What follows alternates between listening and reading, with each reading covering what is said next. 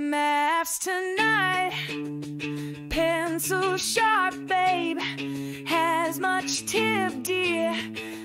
So you have two equations, and what is happening in this case is that, as you can see, they've already simplified the work for us. So you're solving 3x minus 2y is equal to 0, and you are solving it simultaneously with y is equal to 7 minus 2x. So this just does it for you. You can already see that y has been defined. So the variable y in equation 1, and this is one of the good methods too. First thing is to name the equations so that you can be able to deal with them logically. So for example, in equation 1, you have the 3x minus twice the variable y is equal to 0. However, in equation 2, you already have something that defines the variable y. So y is equal to 7 minus 2 times x. So why not, by substitution, take this here, 7 minus 2x, which is y actually, and plug it in here. So what we're saying you write 3x minus twice y, but in this case, y is represented by this here, which is 7 minus 2x, all equal to 0. So this maintains equation 1. Now we have substituted. So what this does, if you take a closer look, is it indeed removes the variable y. So we can avoid using the expression eliminate, since we can see that we're using the method of substitution. So we'll just say it removes currently the variable. It hides the y variable, which is intrinsically here, a 7 minus 2x. So this simplifies things for us. So you'll have 3x when you expand the brackets. You'll have 3x minus 2 times 7, that's 14. And, okay, glitch here. Just a moment, I have a glitch here. So you have 2 times 7, that will give us, obviously, 14. And then here, negative 2 times negative 2x. So we have a positive. So 2 times 2 is 4, obviously.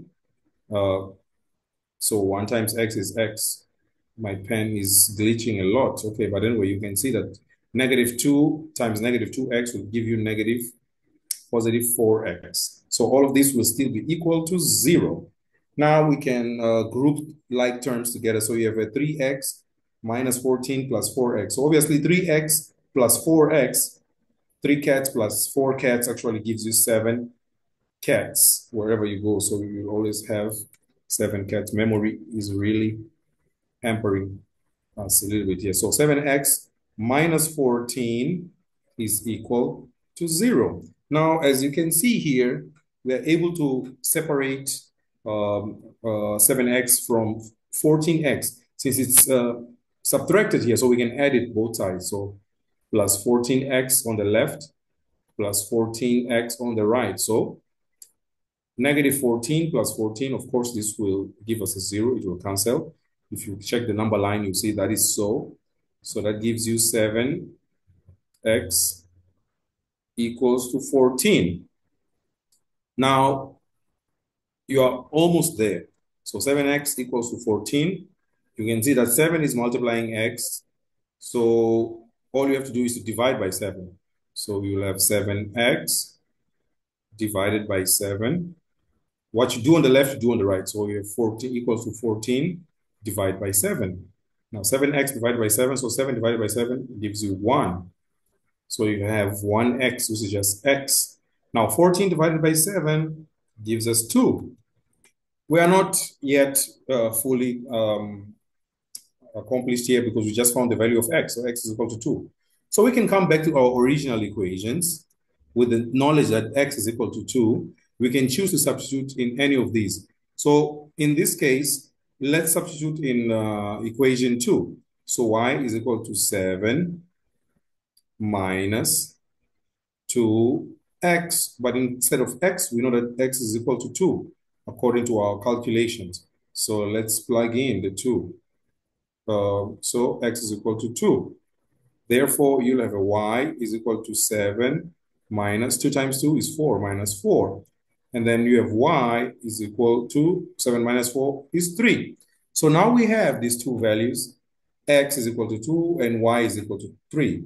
We can even check it one more time on equation 1, which is 3x minus 2y is equal to 0. So it says 3x minus 2y, it should be equal to 0. That means 3 times x, which is 2.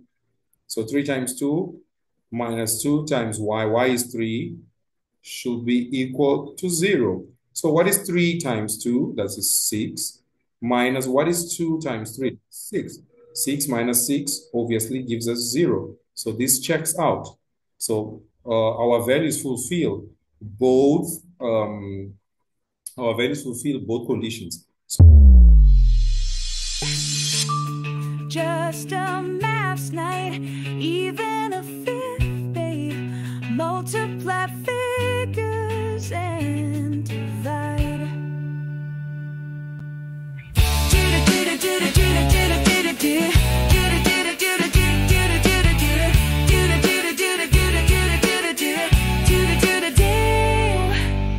Sucker poking, nourish, sending for a China far. Here's a hit because a loop because I need a bite.